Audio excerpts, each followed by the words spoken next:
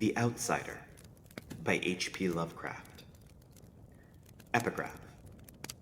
That night the Baron dreamt of many a woe, and all his warrior guests with shade and form of witch and demon and large coffin worm were long benightmared. Keats. Unhappy is he to whom the memories of childhood bring only fear and sadness.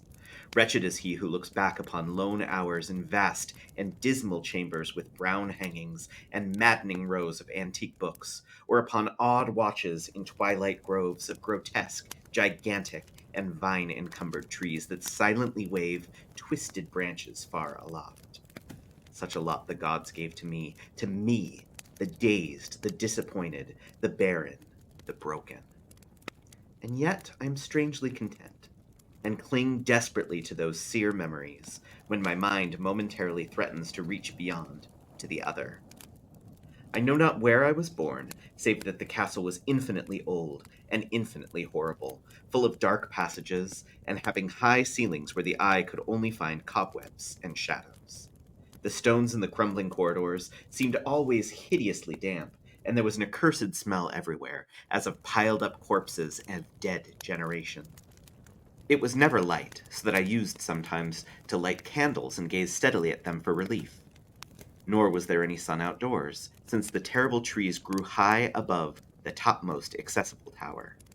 There was only one black tower, which reached above the trees into the unknown outer sky, but that was partly ruined, and could not be ascended save by a well-nigh impossible climb up the sheer wall, stone by stone.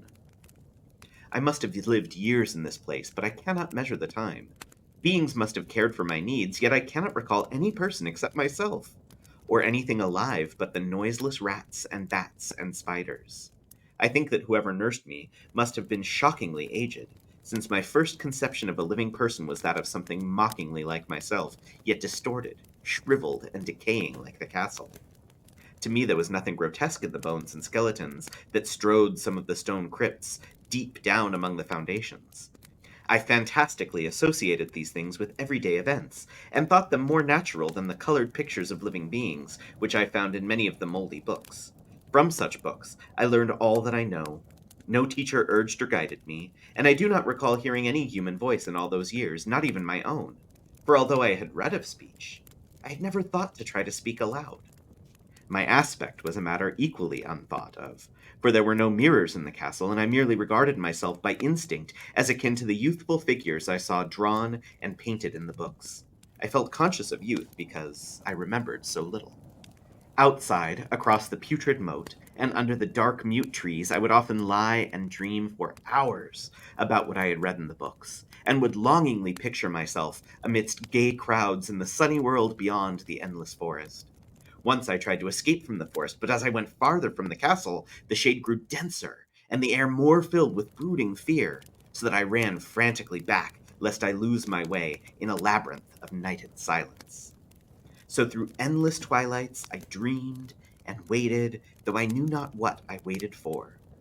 Then, in the shadowy solitude, my longing for light grew so frantic that I could rest no more, and I lifted entreating hands to the single, black, ruined tower that reached above the forest into the unknown outer sky, and at last I resolved to scale that tower, fall though I might, since it were better to glimpse the sky and perish than to live without ever beholding the day.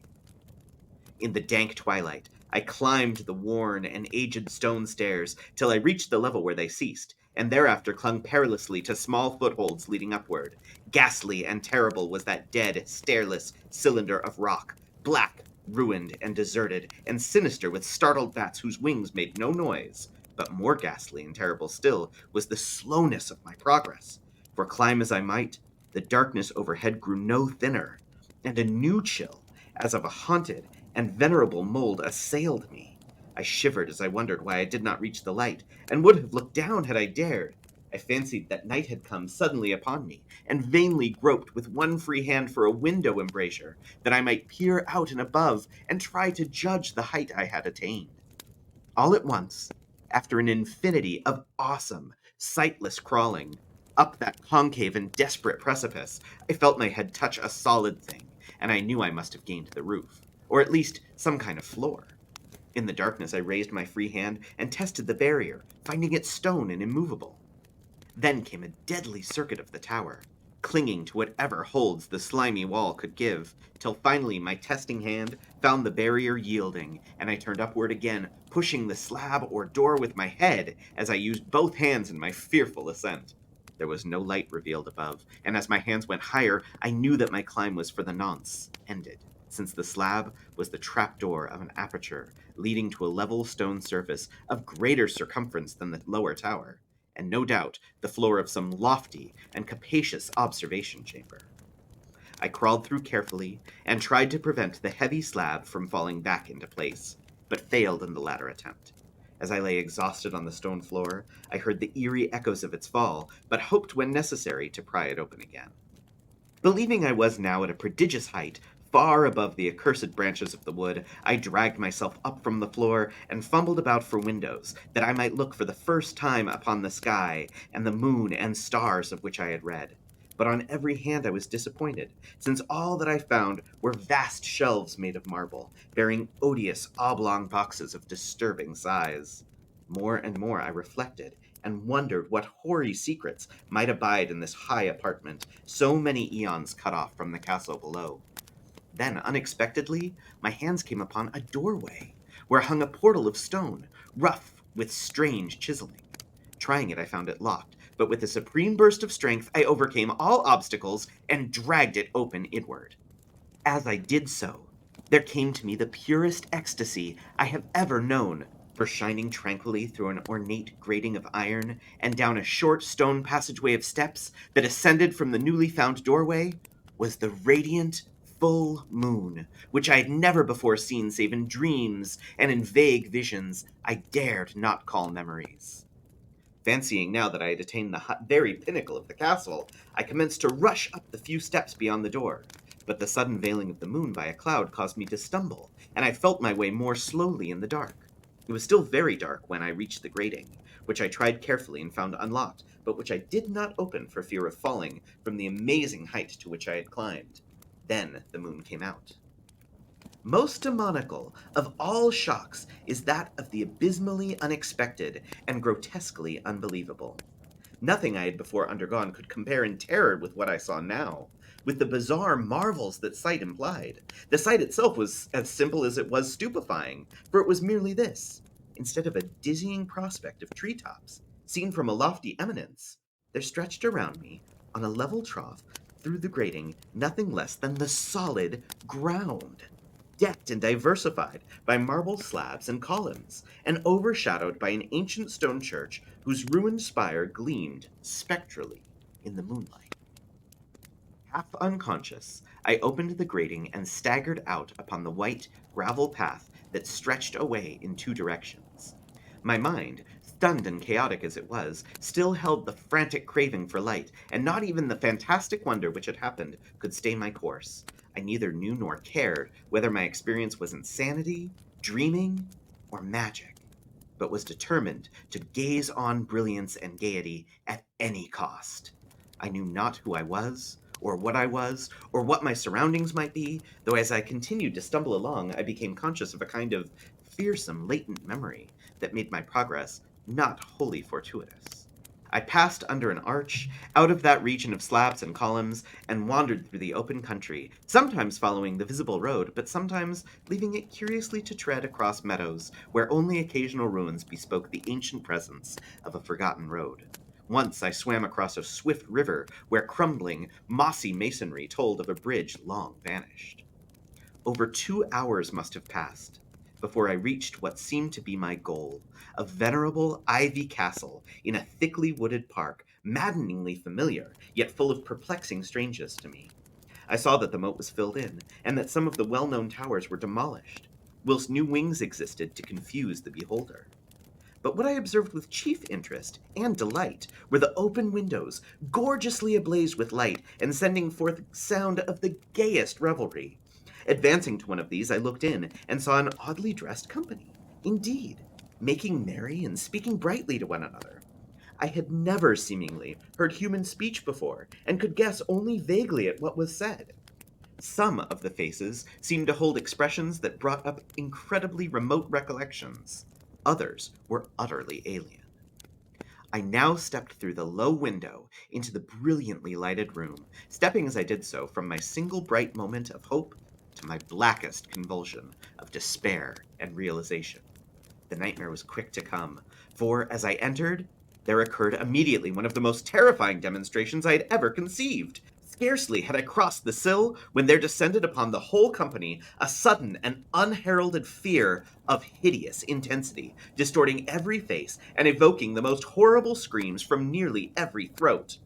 Flight was universal, and in the clamor and panic, several fell in a swoon and were dragged away by their madly fleeing companions. Many covered their eyes with their hands and plunged blindly and awkwardly in their race to escape, overturning furniture and stumbling against the walls before they managed to reach one of the many doors. The cries were shocking, and as I stood in brilliant apartment alone and dazed, listening to their vanishing echoes, I trembled at the thought of what might be lurking near me unseen. At a casual inspection, the room seemed deserted, but when I moved toward one of the alcoves, I thought I detected a presence there, a hint of motion beyond the golden arched doorway, leading to another and somewhat similar room. As I approached the arch, I began to perceive the presence more clearly, and then, with the first and last sound I ever uttered, a ghastly ululation that revolted me almost as poignantly as its noxious cause, I beheld in full, frightful vividness the inconceivable, indescribable, and unmentionable monstrosity which had by its simple appearance changed a merry company to a herd of delirious fugitives. I cannot even hint what it was like, for it was a compound of all that is unclean, uncanny, unwelcome, abnormal, and detestable. It was the ghoulish shade of decay, antiquity, and desolation, the putrid, dripping eidolon of unwholesome revelation, the awful bearing of that which the merciful earth should always hide. God knows it was not of this world, or no longer of this world, yet to my horror, I saw in its eaten away and bone-revealing outlines a leering, abhorrent travesty on the human shape, and in its moldy, disintegrating apparel an unspeakable quality that chilled me even more. I was almost paralyzed, but not too much to make a feeble effort toward flight, a backward stumble which failed to break the spell in which the nameless, voiceless monster held me. My eyes, bewitched by the glassy orbs which stared loathsomely into them, refused to close, though they were mercifully blurred, and shewed the terrible object but indistinctly after the first shock. I tried to raise my hand to shut off the sight, yet so stunned were my nerves that my arm could not fully obey my will. The attempt, however, was enough to disturb my balance, so that I had to stagger forward several steps to avoid falling. As I did so, I became suddenly and agonizingly aware of the nearness of the carrion thing, whose hideous, hollow breathing I half fancied I could hear. Nearly mad, I found myself yet able to throw a hand to ward off the fetid apparition, which pressed so close, when in one cataclysmic second of cosmic, nightmarish, and hellish accident, my fingers touched the rotting, outstretched paw of the monster beneath the golden arch. I did not shriek, but all the fiendish ghouls that ride the night wind shrieked for me as in that same second there crashed down upon my mind a single and fleeting avalanche of soul-annihilating memory. I knew in that second all that had been. I remembered beyond the frightful castle and the trees and recognized the altered edifice in which I now stood. I recognized, most terrible of all, the unholy abomination that stood leering before me as I withdrew my sullied fingers from its own. But in the cosmos, there is balm as well as bitterness, and that balm is Nepenthe. In the supreme horror of that second, I forgot what had horrified me, and the burst of black memory vanished in a chaos of echoing images. In a dream, I fled from that haunted and accursed pile, and ran swiftly and silently in the moonlight. When I returned to the churchyard place of marble, and went down the steps, I found the stone trapdoor immovable. But I was not sorry, for I had hated the antique castle and the trees. Now I ride with the mocking and friendly ghouls of the night wind, and play by day amongst the catacombs of Nefren-Ka, in the sealed and unknown valley of Hadoth by the Nile. I know that light is not for me, save that of the moon over the rock tombs of Neb, nor any gaiety, save the unnamed feasts of Nitocris beneath the Great Pyramid. Yet, in my new wildness and freedom, I almost welcome the bitterness of alienage. For although Nepenthe has calmed me, I know always that I am an outsider, a stranger in this century, and among all those who are still men. This I have known ever since I stretched out my fingers to the abomination within that great gilded frame, stretched out my fingers and touched a cold and unyielding surface of polished glass.